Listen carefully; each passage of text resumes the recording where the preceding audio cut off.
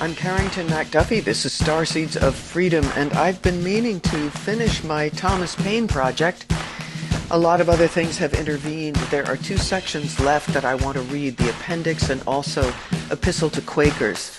And for today, I just have time to read the Appendix, and it does still apply. Everything applies. Speaking of the King of England, here you could replace that term with the deep state, and you pretty much have the same story. So here we go with the Appendix from Thomas Paine's Common Sense. Since the publication of the first edition of this pamphlet, or rather on the same day on which it came out, the King's speech made its appearance in this city. Had the spirit of prophecy directed the birth of this production, it could not have brought it forth at a more seasonable juncture, or at a more necessary time. The bloody mindedness of the one show the necessity of pursuing. The bloody-mindedness of the one show the necessity of pursuing the doctrine of the other. Men read by way of revenge, and the speech, instead of terrifying, prepared a way for the manly principles of independence. Ceremony and even silence, from whatever motive they may arise, have a hurtful tendency when they give the least degree of countenance to base and wicked performances. Wherefore, if this maxim be admitted, it naturally follows that the King's speech, as being a piece of finished villainy, deserved and still deserves a general execration, both by the Congress and the people. Yet, as the domestic tranquillity of a nation depends greatly on the chastity of what may properly be called national manners, and there's that term, domestic tranquillity, thank you, Thomas Paine, it is often better to pass some things over in silent disdain than to make use of such new methods of dislike as might introduce the least innovation on that guardian of our peace and safety. And perhaps it is chiefly owing to this prudent delicacy that the King's speech hath not before now suffered a public execution. The speech, if it may be called one, is nothing better than a wilful, audacious libel against the truth, the common good, and the existence of mankind, and is a formal and pompous method of offering up human sacrifices to the pride of tyrants. But this general massacre of mankind is one of the privileges and the certain consequences of kings, for as nature knows them not, they know not her, and although they are beings of our own creating, they know not us, and are become the gods of their creators. The speech hath one good quality, which is that it is not calculated to deceive. Neither can we, even if we would, be deceived by it. Brutality and tyranny appear on the face of it. It leaves us at no loss, and every line convinces, even in the moment of reading, that he who hunts the woods for prey, the naked and untutored Indian, is less a savage than the King of Britain. Sir John Dalrymple, the putative father of a whining Jesuitical piece fallaciously called The Address of the People of England to the Inhabitants of America, hath, perhaps from a vain supposition that the people here were to be frightened at the pomp and description of a king, given, though very unwisely on his part, the real character of the present one. But, says this writer, if you are inclined to pay compliments to an administration which we do not complain of, meaning the Marquis of Rockingham's at the repeal of the Stamp Act, it is very unfair in you to withhold them from that prince by whose nod alone they were permitted to do anything. This is Toryism with a witness. Here is idolatry even without a mask. And he who can calmly hear and digest such doctrine hath forfeited his claim to rationality and apostate from the order of manhood, and ought to be considered as one who hath not only given up the proper dignity of a man, but sunk himself beneath the rank of animals, and contemptibly crawl through the world like a worm. However, it matters very little now what the King of England either says or does. He hath wickedly broken through every moral and human obligation, trampled nature and conscience beneath his feet, and by a steady and constitutional spirit of insolence and cruelty procured for himself a universal hatred. It is now the interest of America to provide for herself, She hath already a large and young family, whom it is more her duty to take care of than to be granting away her property to support a power who has become a reproach to the names of men and Christians. Ye whose office it is to watch over the morals of a nation, of whatsoever sect or denomination ye are of, as well as ye who are more immediately the guardians of the public liberty, if ye wish to preserve your native country uncontaminated by European corruption, ye must in secret wish a separation. But leaving the moral part to private reflection, I shall chiefly confine my farther remarks to the following heads. First, that it is the interest of America to be separated from Britain. Secondly, which is the easiest and most practicable plan, reconciliation or independence, with some occasional remarks. In support of the first, I could, if I judged it proper, produce the opinion of some of the ablest and most experienced men on this continent, and whose sentiments on that head are not yet publicly known. It is in reality a self-evident position, for no nation in a state of foreign dependence, limited in its commerce and cramped and fettered in its legislative powers, can ever arrive at any material eminence. America doth not yet know what opulence is, and although the progress which she hath made stands unparalleled in the history of other nations, it is but childhood compared with what she would be capable of arriving at, had she, as she ought to have, the legislative powers in her own hands. England is, at this time, proudly coveting what would do her no good were she to accomplish it, and the continent hesitating on a matter which will be her final ruin if neglected.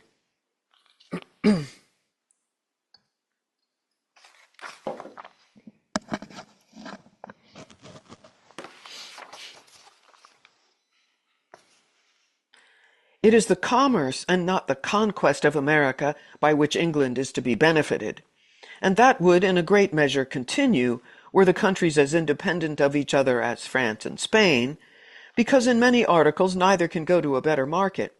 But it is the independence of this country on Britain or on any other, which is now the main and only object worthy of contention, and which, like all other truths discovered by necessity, will appear clearer and stronger every day. First, because it will come to that one time or other.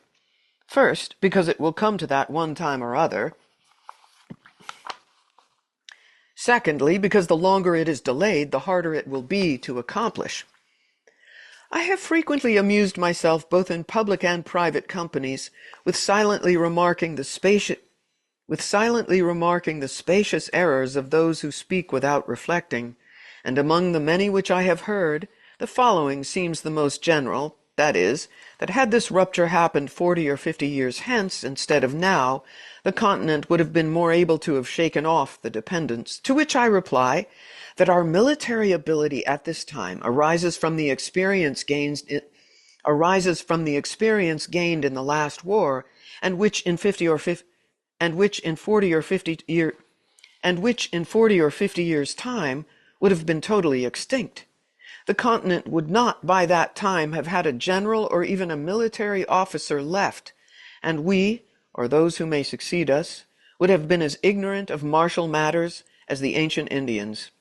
And this single position, closely attended to, will unanswerably prove that the present time is preferable to all others. The argument turns thus.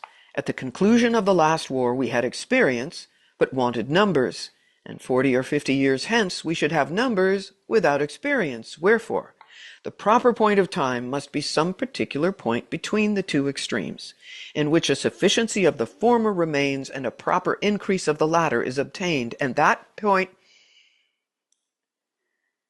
proper increase of the latter is obtained, and that point of time is the present time. The reader will pardon this digression, as it does not properly come under the head I first set out with, and to which I again return by the following position. Should affairs be patched up with Britain, and she to remain the governing and sovereign power of America, which, as matters are now circumstanced, is giving up the point entirely, We shall deprive ourselves of the very means of sinking the debt we have or may contract. The value of the back lands, which some of the provinces are clandestinely deprived of by the unjust extension of the limits of Canada, valued only at £5 sterling per 100 acres, amount to upwards of 25 millions, Pennsylvania currency, and the quit rents at 1 penny sterling per acre to 2 millions yearly.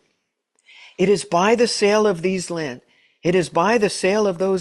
that the debt may be sunk without burden to any, and the quit rent reserved thereon will always lessen, and in time will wholly support the yearly expense of government.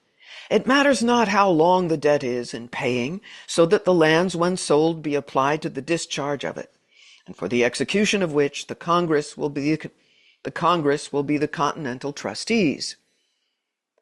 I proceed now to the second head, which is the earliest and most practicable plan, reconciliation or independence, with some occasional remarks.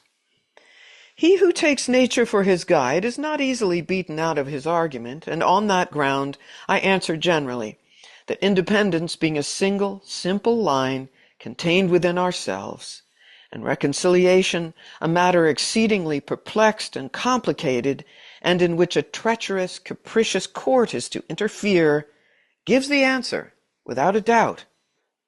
The present state of America is truly alarming to every man who is capable of reflecting.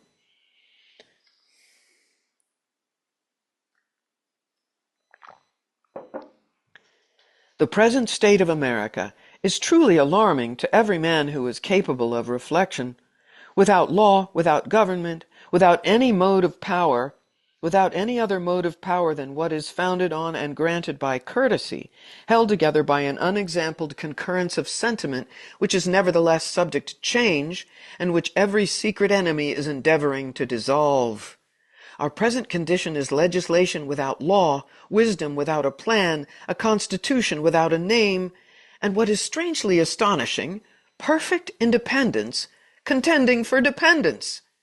The incidence is without a precedent. The case never existed before, and who can tell what may be the event? The property of no man is secure in the present unbraced system of things.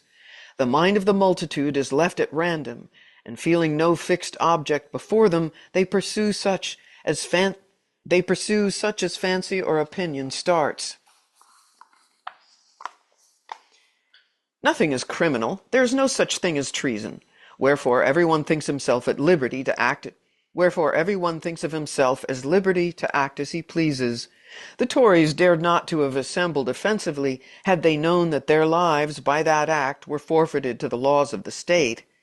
A line of distinction should be drawn between English soldiers taken in battle and inhabitants of America taken in arms. The first are prisoners, but the latter traitors. The one forfeits his liberty, the other his head. Notwithstanding our wisdom, there is a visible feebleness in some of our proceedings, which gives encouragement to dissensions. The continental belt is too loosely buckled, and if something is not done in time, it will be too late to do anything, and we shall fall into a state in which neither reconciliation nor independence will be practicable. The king and his worthless adherents are got at their old game of dividing the continent, and there are not wanting among us printers who will be busy spreading specious falsehoods.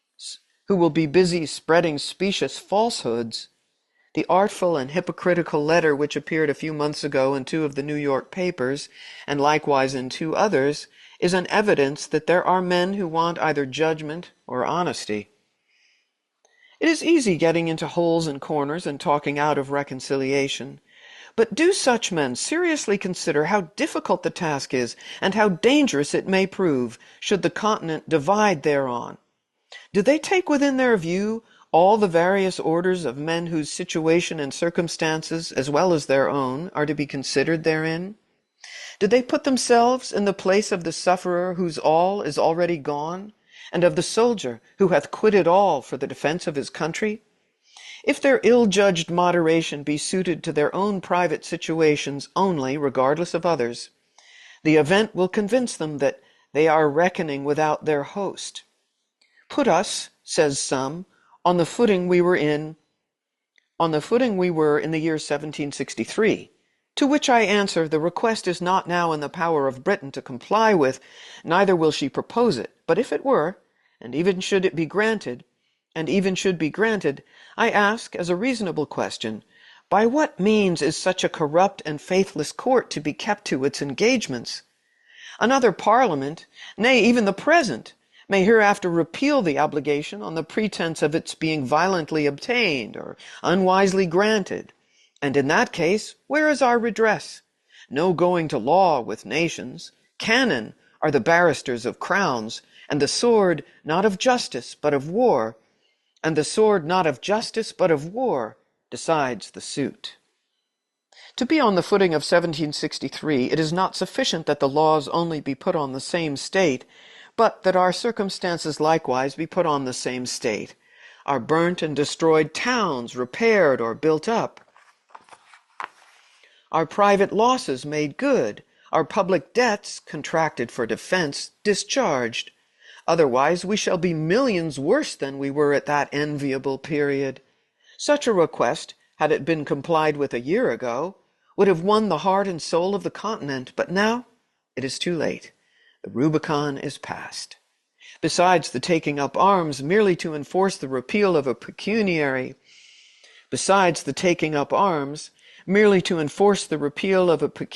law seems as unwarrantable by the divine law and as repugnant to human feelings as the taking up arms to enforce obedience thereto.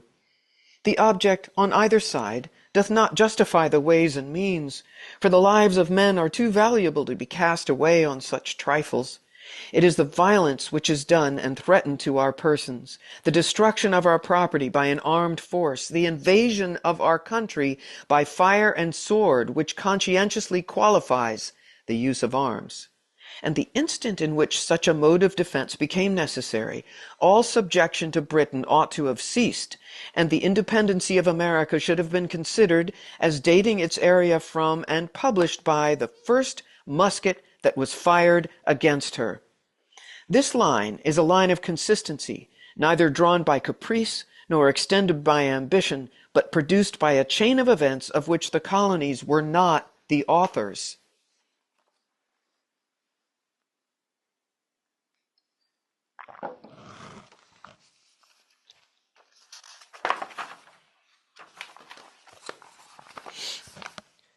I shall conclude these remarks with the following timely and well-intended hints.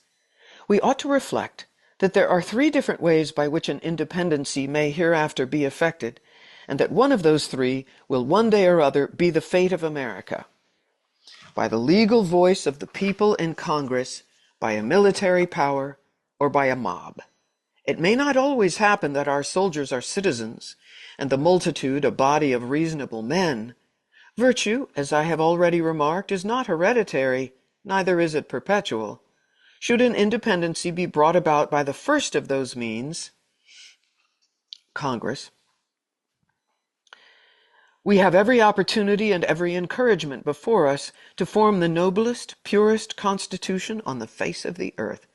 Purest constitution on the face of the earth. We have it in our power to begin the world over again. A situation similar to the present hath not happened since the days of Noah until now. The birthday of a new world is at hand, and a race of men perhaps as numerous as all Europe,